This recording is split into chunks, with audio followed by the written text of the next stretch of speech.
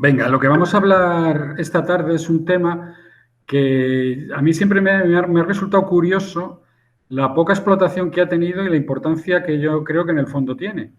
Es un acuerdo que lo que va a querer, lo que va a buscar, y yo creo que poco a poco lo va a conseguir, es facilitar el comercio internacional. Y vuelvo a decir que en España esta ha tenido muy poca repercusión, quizá por dos razones. Una, porque quizá España, como perteneciente a la Unión Europea, cumple muchísimos de los requisitos de este acuerdo, y otra porque quizá nos sentimos por encima de los demás. Pero vamos a ir analizándolo poquito a poco. El que sepa un poquito del mundo aduanero verá que es bastante sencillote, porque al final no deja de ser temas aduaneros muy simples, o por lo menos que a mí me parecen simples. Y antes de empezar lo que es el acuerdo en concreto, vamos a dar una pequeña pincelada por qué se hizo este acuerdo y qué busca, ¿no? Pues lo primero que tenemos que tener en cuenta es que este acuerdo lo que va a buscar es un poco facilitar el comercio internacional. También estamos hablando en un momento un poco raro. ¿Y por qué digo raro? Porque si el comercio internacional, cuando se crea este acuerdo, que empiezan las primeras conversaciones, empiezan en el año 2013 y se plasma en el 2017, con lo cual son los años en el que hemos salido de la primera crisis fuerte del 2008, con un estancamiento bastante grande del comercio internacional. Lo que quería este acuerdo era darle un poquito de alas al comercio internacional, pero si os fijáis ahora mismo, hemos entrado ahora mismo en una sequía o en un llano horroroso, o como el que le gusta el ciclismo, en un falso llano.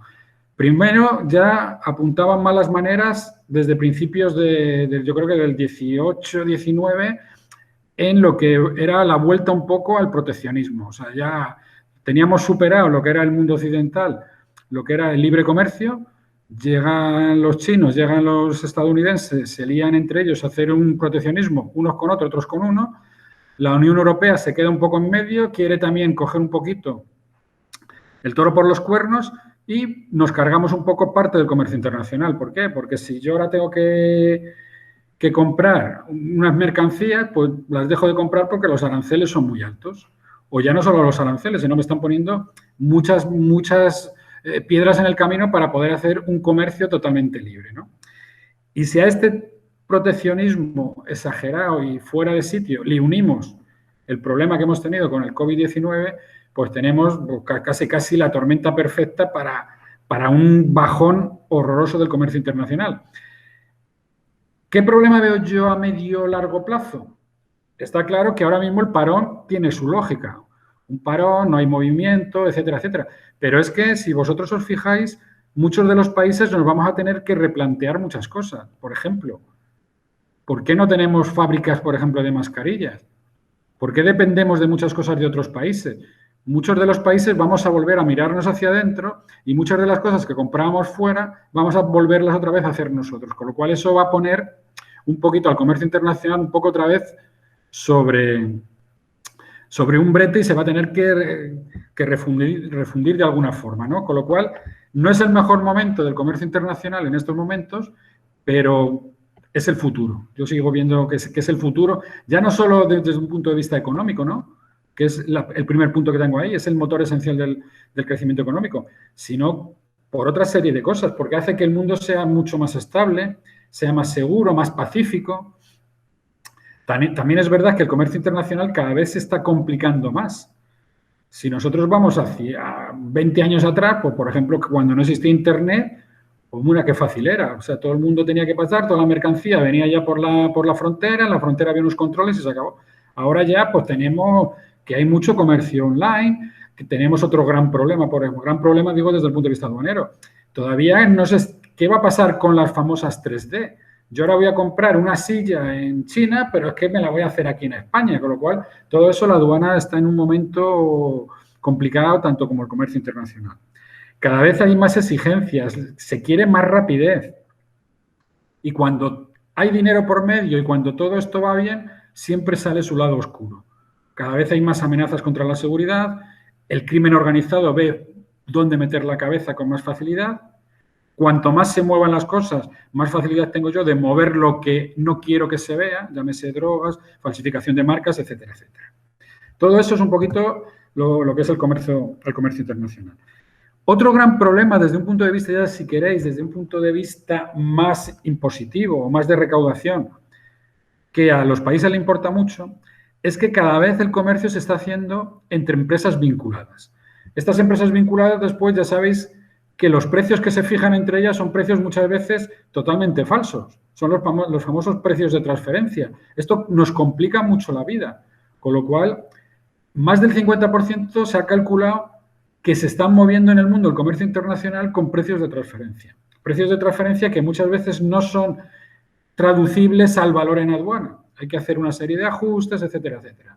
Con lo cual aquí tendríamos uno de los primeros puntos, entre comillas, que la agencia tributaria tendría que tener en cuenta. Sería la relación entre quien controla la entrada de esas mercancías y quien controla los precios de transferencia. Son dos departamentos que poco a poco tendremos que empezar a trabajar juntos, ¿no? Para poder que cada uno tenga que pagar lo que tenga que pagar.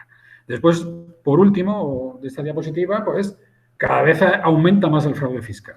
Cada vez hay más falsificaciones, cada vez el contrabando, por ejemplo, el contrabando de tabaco en España, por poner un ejemplo, se había prácticamente abolido en el año 2010 y ahora mismo pues solo hace falta pasarte por la línea o por ahí con lo que ha subido pues casi el 250 o el 280%.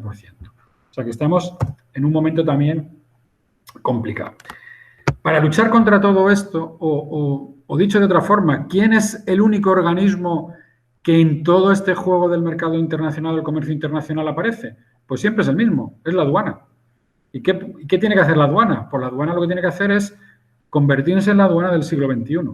Y para convertirse en la aduana del siglo XXI, la Organización Mundial de Aduanas, la OMA, que es la que intenta ejercer una especie de control sobre todas las aduanas del mundo.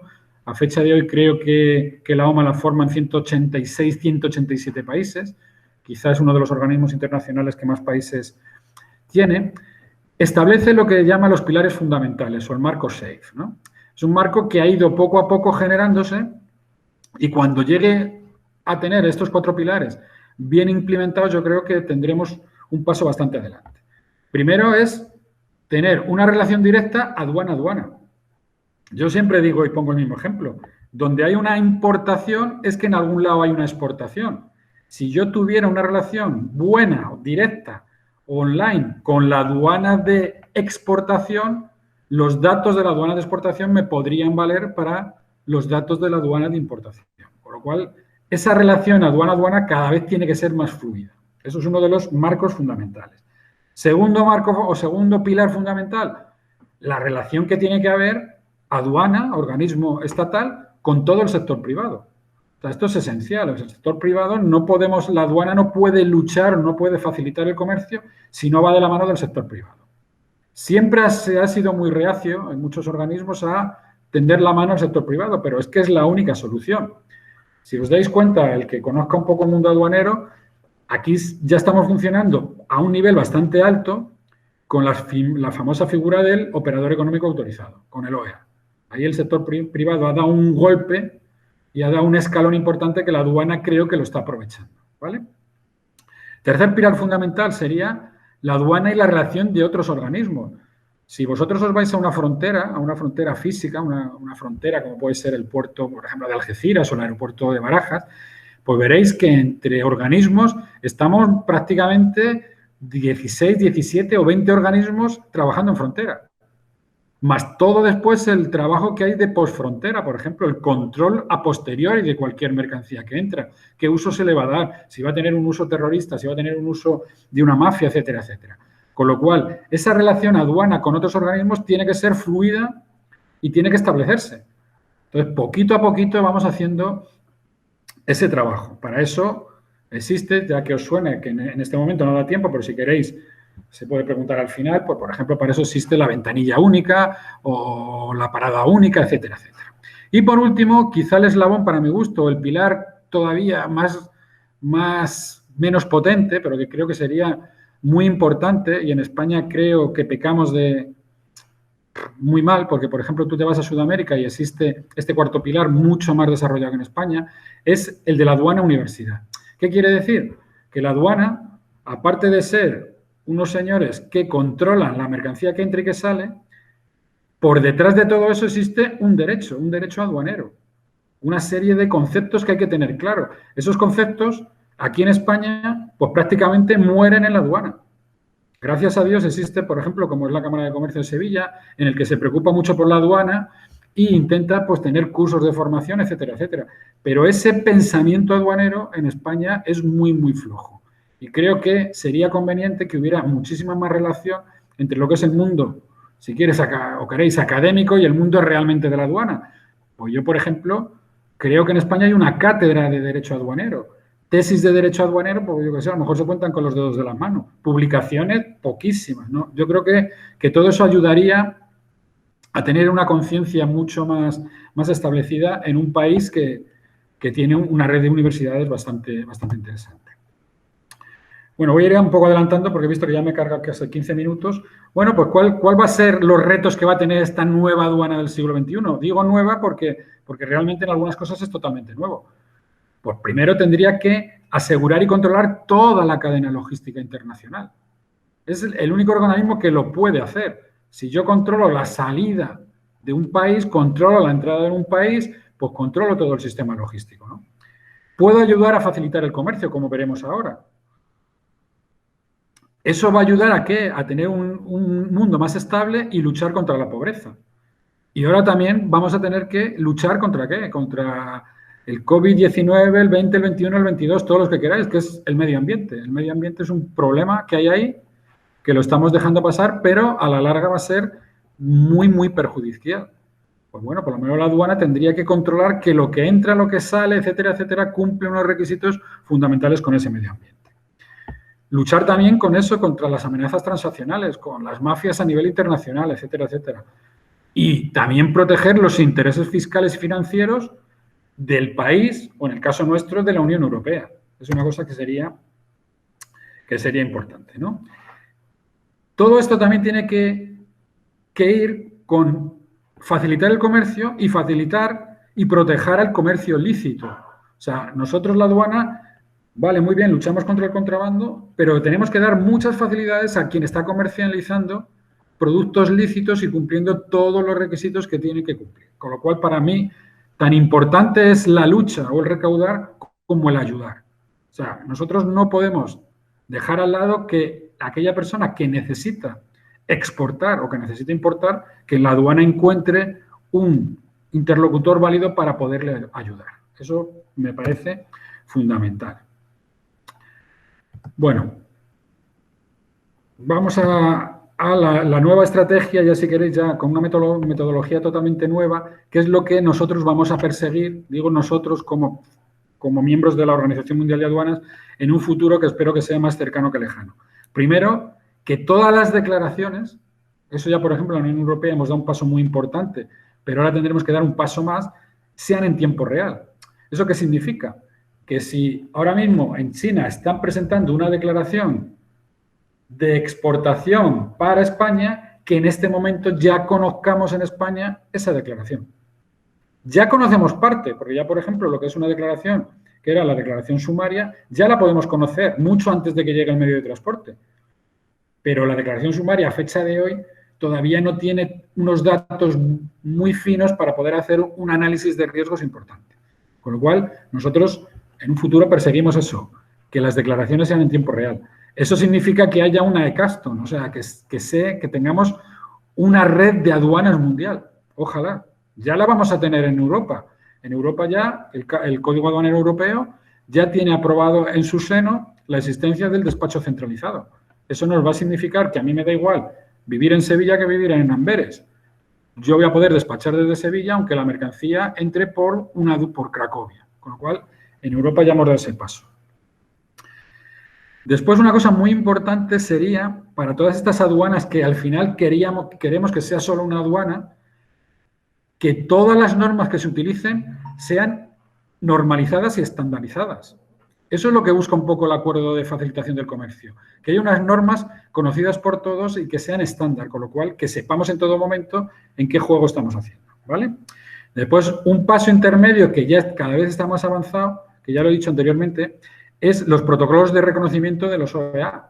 Si yo soy OEA en la Unión Europea, que sea válido ese protocolo para yo poder importar en Estados Unidos o para yo importar en Japón, ¿vale? Eso sería muy importante. Bueno, esto sería un poco el futuro ya de la gestión de riesgos, con poder aplicar esos bucles de aprendizaje retroactivos, uso de tecnologías de último rendimiento, etcétera, etcétera. También es verdad que tenemos que tener en cuenta que las aduanas son distintas. No es lo mismo la aduana española, por poner un ejemplo, donde estamos, que la aduana de Guatemala, por ejemplo, que la conozco bastante bien. Pues estamos hablando de una aduana en la que yo me acuerdo cuando estuve trabajando en Guatemala, pues tenían 2 servidores y uno se les había estropeado y no tenían dinero para repararlo, con lo cual, ¿qué control de riesgos van a hacer? El control de riesgos que tiene que hacer un país que no tiene esos medios es físico. Para eso necesitan miles de personas o miles de funcionarios en la calle. Nosotros, con que tengamos 4 funcionarios, con 4 ordenadores, con un buen sistema de análisis de riesgos, pues podemos conseguir 5 veces más que 4 batallones de aduaneros dando tumbos por las carreteras, ¿no? Con lo cual, en eso tenemos que tener bastante importancia. Bueno, esto ya lo hemos dicho. Y me voy a parar 2 minutos solo un poquito en lo que es un poco, para mí, sigue siendo lo importante de la aduana, que es el recurso humano, es el factor humano. Me parece muy bien que existan todos estos medios mecánicos, pero si ese sistema o ese factor humano no funciona o no está lo suficientemente preparado, no vamos a conseguir absolutamente nada. ¿Esto qué quiere decir? Pues volvemos a poner, yo pongo quizá 2 puntos sobre las IES. Primer punto, que nosotros en España lo vemos un poco lejano, pero está ahí, es la corrupción. O sea, el mayor problema que tiene ahora mismo la aduana a nivel mundial quizás es la corrupción. Yo me acuerdo, vuelvo a ser un poco pesado, cuando estuve en Guatemala, la conferencia que les dio el jefe de la Agencia Tributaria de Guatemala a los funcionarios de aduana, les pedía, por favor, que fueran orgullosos de ser aduaneros, porque en Guatemala ser aduanero era, como quien dice, ser el corrupto. Entonces ellos, por favor, ser conscientes de que ya esto se ha acabado, que poco a poco vamos a empezar a trabajar fuera de corrupción, pero países de Sudamérica, países africanos, esto es un problema bastante importante. Y en Europa pasa lo mismo, no por la corrupción, que eso lo desconozco, sino por el propio funcionamiento de las aduanas. Hay aduanas, por ejemplo, muy técnicas, como puede ser la aduana española, una aduana en que somos técnicos, y aduanas muy policiales. Se tiene que dar el equilibrio. O sea, nosotros tenemos nuestra policía, vigilancia aduanera, pero no podemos no poner el punto importante en la facilitación del comercio, en dar soluciones técnicas, etcétera, etcétera. Y eso en muchas aduanas europeas yo creo que fallan ahí, ¿no? Bueno, pues ya vamos a entrar un poquito de una pasada muy rápida en lo que es el acuerdo de facilitación, por lo menos que tengáis una idea. Ya os dije que empezó en el 2013 en Bali y el 22 del 2 del 2017 se aprueba. Se aprueba y veréis que se aprueba de una forma muy original. Se aprueba porque no todos entramos a la vez. Cada uno entramos como podemos y como deseamos entrar. Los pilares fundamentales son la simplificación, veréis que es muy simple, muy ágil y después una cosa muy importante, la coordinación vista desde dos puntos de vista, la coordinación interna de cada uno de los estados y la coordinación entre todas las aduanas del mundo. Esto sería importante. No me voy a parar aquí, estos son cálculos que han hecho los economistas, ¿en qué va a facilitar el comercio? Bueno, pues hay cifras bastante importantes, son cifras, por ejemplo, una reducción de costes del 14,3%, teniendo en cuenta que ahora mismo los costes comerciales, exclusivamente comerciales, casi comerciales aduaneros, representan el 200%. O sea que una reducción de costes muy importante. Los plazos de importar y de exportar se espera que se rebajen en 1 día y medio o en 2 días, con lo cual estamos hablando de que todo va a ser más ágil y más rápido y eso va a redundar en ¿qué? En levantes rapidísimos, en que las mercancías, por ejemplo, si son perecederas, nunca llegan a perderse y sino que la logística va a funcionar todo muchísimo más rápido. Esto es también un ejemplo de la cantidad de dinero que se podía ahorrar. Vuelvo a decir que son trabajos, sobre todo, que ha hecho la Organización Mundial del Comercio, que es el organismo que auspicia este convenio, la OCM, y un poquito los pasos que hay que dar con los costes que implica esto. El mayor problema para mi gusto es el diagnóstico. ¿Qué significa? Conocer mi aduana, conocer dónde tengo los puntos fuertes, dónde tengo mis puntos débiles, para poder luchar contra ellos y hacer cumplir el convenio. ¿Vale? Esto es un poquito por hacer. Y para acabar esta introducción y ya entrar un poquito en el convenio, para que os fijéis un poco por dónde van los tiros, esto no puede funcionar sin tres conceptos. Primero, voluntad política. ¿Qué quiere decir? Que el gobierno del Estado quiera que esto funcione, que le dé los medios adecuados, etcétera, etcétera. Si el poder político no quiere que funcione, esto nunca funcionará.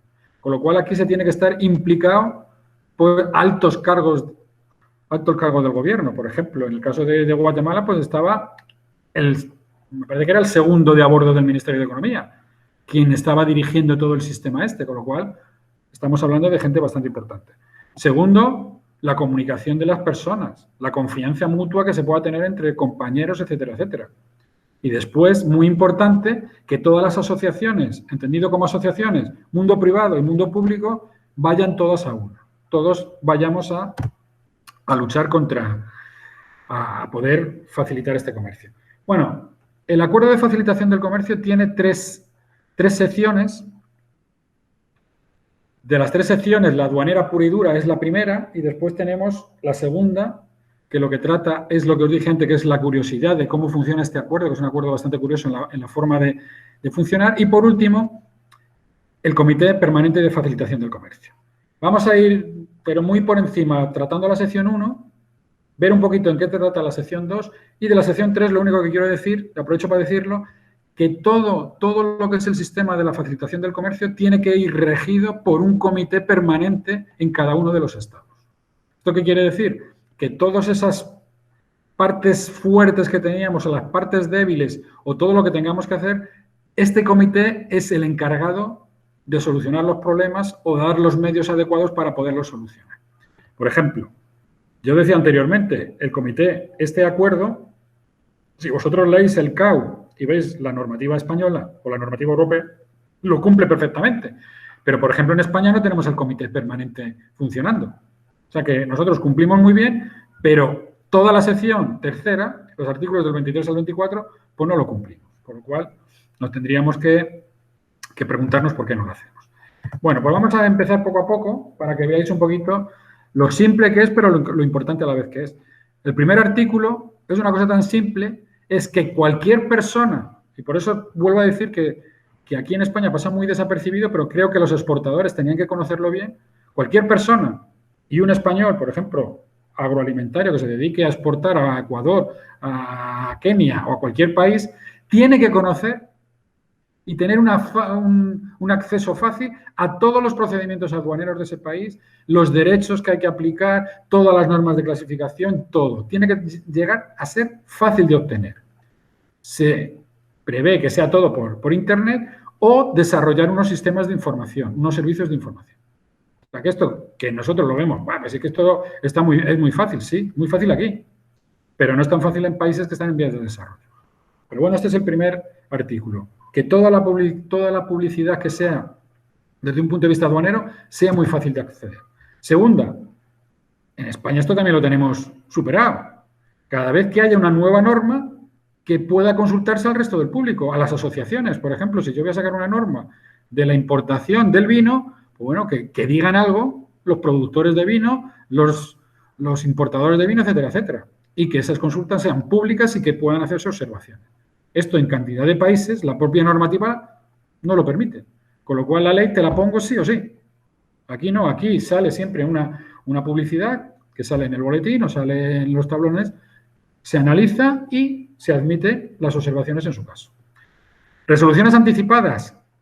Es lo que se llama aquí en España las consultas vinculantes en el Código Aduanero. Significa que si yo quiero saber cómo se clasifica una mercancía, pues ese Estado miembro me lo tiene que facilitar. Siempre en un plazo razonable y es obligatorio que me clasifiquen y que me den el origen de la mercancía. Y después alientan, pues es un verbo que se utiliza mucho en el texto, a que también se extiendan a valor a todas las desgravaciones, exenciones y al trato de los contingentes. Esto sería muy interesante y la Unión Europea yo creo que ahí tendríamos que empezar ya a trabajar sobre todo en establecer consultas vinculantes o resoluciones anticipadas sobre, por ejemplo, valor. Otra cosa importante que también en la Unión Europea lo tenemos súper salvado es que todo sea recurrible. O sea, estamos en un Estado de Derecho. Si usted me pone una sanción, que yo pueda recurrir. Si usted me pone una liquidación, que yo me pueda recurrir. Y que pueda recurrir en 2 ámbitos, que como en España. Un recurso administrativo, en España ya sabéis que es, por ejemplo, una sanción de la agencia tributaria es ante la agencia tributaria o ante el Tribunal Económico Administrativo. Ese es el recurso administrativo. Y una vez que no mando la razón, puedo ir al siguiente estadio, que ¿cuál es? La revisión judicial en el contencioso. Bueno, pues esto es obligatorio que todos los países tengan estos 2 escalones. Después, por ejemplo, en el artículo 5, que son otras medidas para el aumento de la imparcialidad, es sobre todo los controles. Que aquellas mercancías sensibles, aquellas mercancías que sean susceptibles de tener un control, que ese control sea reforzado y que se aplique uniformemente. ¿Qué quiere decir? Que si yo la mercancía la meto por la aduana del norte, tenga un trato distinto que si la meto por la aduana del sur, ¿vale? Y después que todo este tipo de control sean con notificaciones muy rápidas. ¿Qué quiere decir? Que si llega un camión, como me pasó estando yo en Guatemala trabajando aquí, llega un camión, pues hasta el tercer día no le avisaron al camionero que se le había parado la mercancía. El camionero ya no sabía ni qué hacer. Tú le dices, oye, yo quiero hacerte un control de esa mercancía, que lo sepa usted ya, para que usted avise a su jefe, para que usted busque hotel, para que usted prepare el camión, lo que sea, ¿vale? Eso es muy importante. También se dio un caso de la retención de las mercancías que no se le avisó a los otros organismos que participaban. Lo sabía, por ejemplo, en aquel caso la policía y la aduana no tenían ni idea de que se le había retenido la mercancía. Con lo cual son casos que hay que luchar muy, muy encima de ellos. Por ejemplo, otra parte importante del artículo 5 son que cuando yo te analice la mercancía pueda pedir un análisis contradictorio. Es decir, oiga, es el antidoping famoso de los ciclistas. Oiga, vale, usted me dice que esto es Pepe, que esto es leche, pero déjeme hacer a mí un análisis. ¿Y quién me va a hacer ese segundo análisis? ¿Y dónde? Todo esto, vuelvo a decir, que a nosotros nos parece que lo tenemos superado, en muchos países no. Después aquí, otra parte importante del artículo 6 es que en todo momento el exportador, o sea, el exportador español que va a exportar a cualquier país de estos, sepa perfectamente qué derechos va a pagar esa mercancía. Que no llegue allí y decir, oiga, pero si es que usted me había dicho que era un 10% y ahora me está diciendo que es el 60%, por lo cual a mí el negocio no me sale. Y una cosa muy importante es que todos los servicios prestados por la aduana no se calculen por el valor de las mercancías, sino por el coste real de la mercancía. Imaginaos que yo tengo que hacer un análisis y yo te cobro por el valor. Y si estoy trayendo oro, pues te voy a cobrar muchísimo dinero. Y a lo mejor el servicio lo he hecho en 2 minutos y a lo mejor otro servicio que es la descarga de un barco tardo 3 días, pero como el servicio va por un valor que es mucho más bajo, te cobro menos. Lo que intenta este acuerdo es que solo se cobre por el servicio real, ¿vale? Y después las sanciones, para mi gusto, es uno de los puntos flojos de la Unión Europea, y aquí tampoco se han podido meter mucho más, porque bueno, que cumplen unas generalidades que son muy bonitas, pero que a la hora de la verdad no nos dicen nada. Que sean impuestas a los responsables, que sean proporcionales, atenuantes, etcétera, etcétera. Pero yo siempre he dicho lo mismo, que para que la Unión Europea funcionara perfectamente el mundo aduanero, tendría que tener unas sanciones únicas, y no que cada país tenemos las nuestras, ¿no? Y después aquí, lo que es el levante y despacho de las mercancías, no hay nada que no sepamos, ¿no? Lo único que lo que quiere hacer este acuerdo es fomentar todo lo que sea la documentación electrónica, tanto la presentación de declaraciones como los pagos, ¿vale? Eso es bastante importante. Bueno, y también un tema que es la existencia de dependencias, que yo pueda despachar la mercancía aunque no te aporte todo en ese momento, que no me la tengas parada hasta que te aporte cualquier otro tipo de cosa. Y por último, en este artículo 7, me voy a parar en una cosa que es bastante importante, que es el último punto, que va a ser obligatorio establecer el tiempo medio de levante. ¿Qué quiere decir esto? Que yo, como operador, que sepa que el tiempo medio de levante de esa mercancía va a ser 2 días, 3 días, 5 días, 7 días, 2 horas. ¿A mí me va a dar igual el tiempo? Hombre, no me va a dar igual el tiempo, pero sí quiero saber, para hacerme una planificación, de cuál es el tiempo. Si a mí me dicen que son 5 días, pues yo voy preparado para 5 días. Pero lo que no puedo permitirse es decir, bueno, una mercancía me la despachan en 2 minutos y otra me la dejan 15 días. Cuando yo establezca este tiempo de medio de Levante, ya sé a qué atenerme. Por ejemplo, sé que Angola son 7 días. Bueno, pues ya estoy preparado para 7 días. ¿Entendéis un poco lo que quiero decir? Esto es bastante complicado el cálculo. Hay que hacer un estudio muy, muy fino y yo sí reconozco que la OMA tiene un instrumento muy, muy efectivo para este cálculo. Pero es una cosa bastante complicada. Bueno, después aquí también en este artículo 7, que es el más general desde el punto de vista aduanero, pues establece la existencia de los OEA, cómo se tiene que tratar a los envíos urgentes, qué tenemos que hacer con las mercancías perecederas. El artículo 8 lo que trata es, pues eso de la cooperación entre los organismos fronterizos, que tengamos los mismos horarios, que tengamos los mismos procedimientos, que haya servicios comunes, etcétera, etcétera. Todo eso lo contempla. Y después el artículo 9 es, pues, los traslados de las mercancías. Que esos traslados sean lo más rápidos posibles y lo más seguros posible, tanto desde un punto de vista de un tránsito como de cualquier tipo de régimen económico, ¿vale? Y después, las formalidades en relación a la importación y exportación y tránsitos, pues aquí lo único que os quiero decir es un poco el fomentar la ventanilla única, muy interesante, y dos temas que también en España no los conocemos, pero que son importantes. Una, hay muchos países que cuando hacen una importación, por ejemplo, de España, yo recuerdo que, por ejemplo, Venezuela, toda la mercancía que venía de España previamente tenía que estar inspeccionada por un organismo tercero, por ejemplo, por SGS, por ejemplo, o por Bureau Veritas, por cualquiera de estos. ¿Esto qué nos hace? Pues repetir otra vez los plazos, es decir, oiga, es que el de Bureau Veritas no puede venir hasta dentro de 2 días. Bueno, pero es que si no tienes el certificado, esa mercancía no puede salir. Por lo que se quiere hacer con este acuerdo de facilitación es que eso no sea obligatorio. Y otra cosa importante es que no sea obligatorio que las declaraciones las presenten los agentes de aduana. Nosotros ya lo tenemos superado hace mucho tiempo, aquí podemos hacer el autodespacho, pero en la mayoría de los países es obligatorio. Esto tiene su parte buena y su parte mala. Su parte buena, ¿cuál es? Que me evita costes, el coste del agente de aduana. ¿Y su parte mala cuál es? Que el agente de aduanas no deja de ser, entre comillas, un profesional que sabe lo que hace y filtra mucho de la morralla que después nos puede llegar a la aduana. Con lo cual, esto de los agentes de aduanas hay que tratarlo de una forma no tan simplota, creo yo. ¿Vale? Bueno, después me extraña mucho, no sé por qué, que los regímenes especiales que se tienen en cuenta, pues son los tránsitos. Ellos llaman tránsito interno cuando la mercancía transita por el país pero sin salir del país. Tránsito internacional cuando lo que hace es transitar por el país, entra por un país y sale por otro. Nosotros aquí sabemos que es tránsito interno cuando la mercancía es mercancía de la Unión o tránsito externo cuando es mercancía tercera. Después fomentan que haya una importación temporal, lo que se llama, o el texto como lo aparece, que se llama admisión temporal, los RPA, RPP, pero no hace nada, ningún comentario ni a zona franca ni a depósitos. Es raro, no se han querido meter, supongo que habría bastantes problemas, etcétera, etcétera. Después el tránsito, también la libertad del tránsito.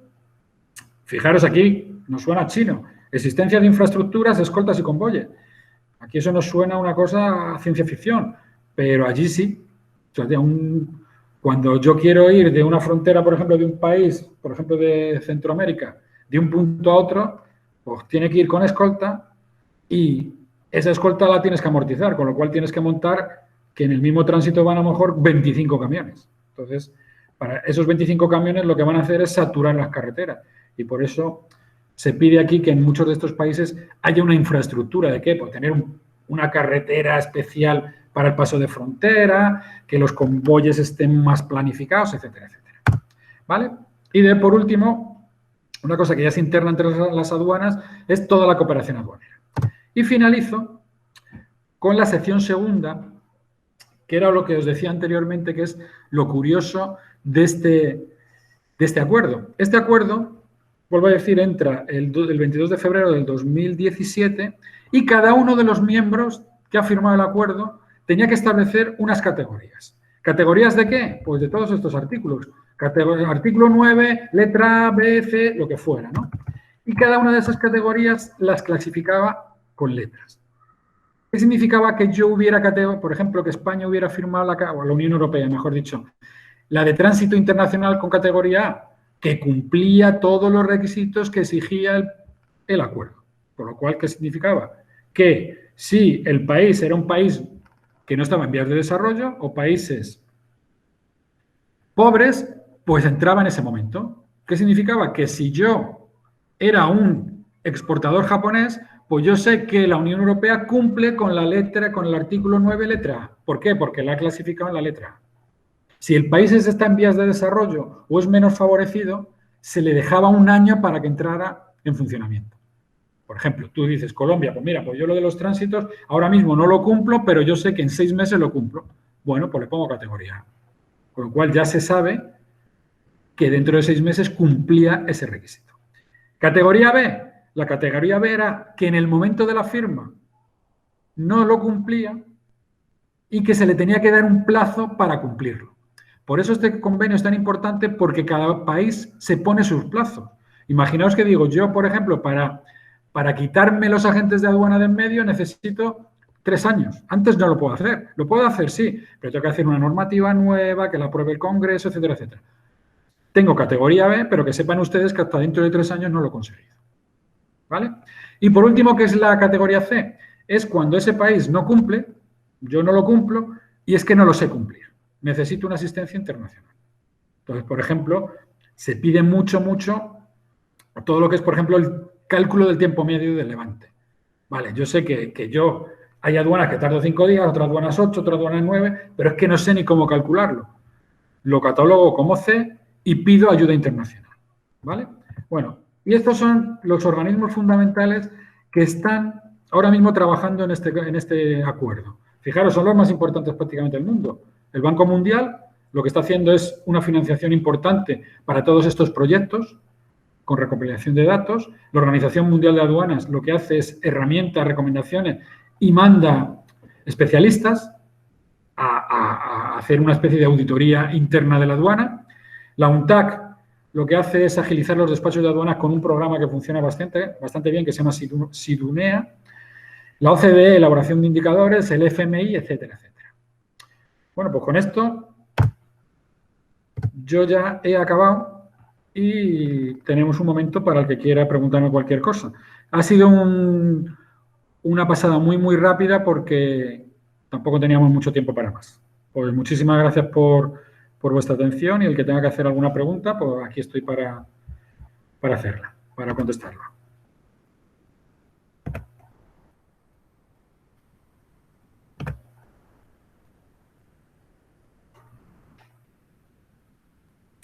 Preguntan, ¿qué es a grandes rasgos la ventanilla única?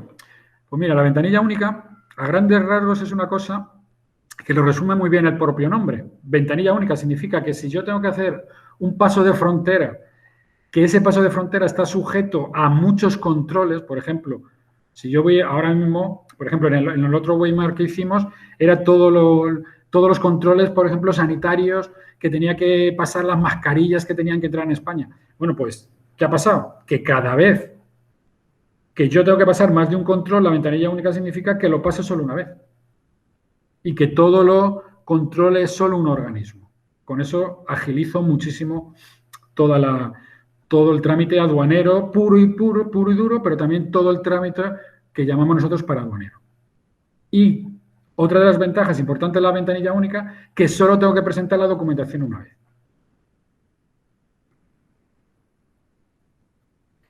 Me dice Diego que el Pilar Aduanero Universidad, ¿en qué año entró en vigor? Yo personalmente no lo conocía, gracias. Bueno, entró en vigor la OMA, son recomendaciones que hace. Entró en vigor, fue el último en entrar en vigor, ya hace, eso yo creo que entró en el año 2014, 2015, pero al no ser una cosa que de obligado cumplimiento, pues los países no hacen mucha labor de este tipo de cosas. Yo, por ejemplo, hace poco, en septiembre, hubo una reunión mundial aquí en la universidad, en la Facultad de Derecho de Sevilla, y me acuerdo que venían nuestra jefa, la directora general de aduana, que había estudiado en la aduana de Sevilla, y delante del decano pues le tiró un poquito de las orejas y le dijo eso. Yo estudié aquí hace, no sé si 20, 30, los años que estudiara, No se trató nada de derecho aduanero, no se trató nada de estos temas. Espero que ya se empiecen a tratar. Bueno, pues supongo que habrá pasado un tiempo y seguirá sin tratarse. Pero bueno, es un tema que yo creo que es un poco culpa de todos, no solo de la universidad, sino de la propia aduana, que tampoco se prodiga demasiado. A lo mejor es que no tenemos tiempo para otras cosas. ¿Cuáles son los mayores problemas de aduanas en países menos favorecidos? Pues los mayores problemas que tienen, desde mi punto de vista, lo que hemos podido, para mí hay uno que es fundamental, que es la corrupción. O sea, ese es el mayor problema. La corrupción está tan extendida, ¿por qué? Porque esos países pobres, el mirar para otro lado, el que no pases por un lado del camión, etcétera, etcétera, pues con 4 perras que te den es el sueldo de 2 o 3 meses. Yo creo que ese es el mayor problema que existe ahora mismo, el acabar con la corrupción del ser humano, que siempre es bastante libre. Y después otro gran problema es los medios que tienen. O sea, son medios en algunos sitios son muy escasos. Pero después también yo veo, y soy muy crítico con el papel que están jugando muchos países. ¿Por qué? Porque hay países, por ejemplo, de la Unión Europea, que se dan mucho dinero, porque se está dando dinero, aquí se está moviendo mucho dinero, pero a la hora de la verdad, ese dinero no se plasma en nada concreto. Yo creo que sería mucho mejor dar dinero, pero llevados de la mano. O sea, es decir, hay muchos funcionarios de aduanas muy bien preparados en el mundo que podían decir, vale, ¿usted qué quiere? La ventanilla única, no se preocupe. Yo se la financio, pero yo se la monto. No te voy a dar tantos dinero, tantos millones de dólares o de euros, y dentro de 3 o 4 años voy a ver qué pasa. Yo estuve una vez en un congreso de ventanillas únicas en un país de estos extraños, y yo me acuerdo que las presentaciones que hacían los chinos y los coreanos eran alucinantes. Y estábamos hablando de países que, bueno, pues uno no sé si era Azerbaiyán o no sé qué país, tenía una ventanilla única que digo, bueno, pero vamos a ver, ¿pero esto qué es? Bueno, claro, era todo teoría. O sea, en la práctica no se utilizaba. Entonces daba un poco de pena, es decir, se habían gastado, la UNTAC esta, se había gastado no sé cuántos millones en hacer un programa, pero que no se estaba utilizando. Y eso es un problema muy grande. Pero yo sigo diciendo, yo sería un poco, en parte el factor humano lo que habría que luchar para poder que esto funcionara mejor.